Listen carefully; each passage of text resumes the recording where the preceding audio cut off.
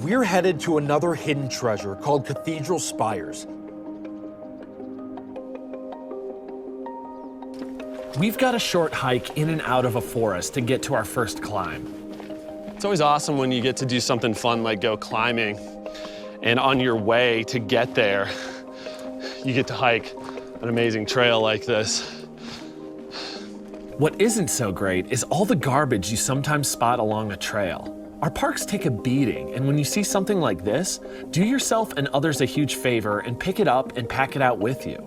It helps to carry a small trash bag just for that purpose.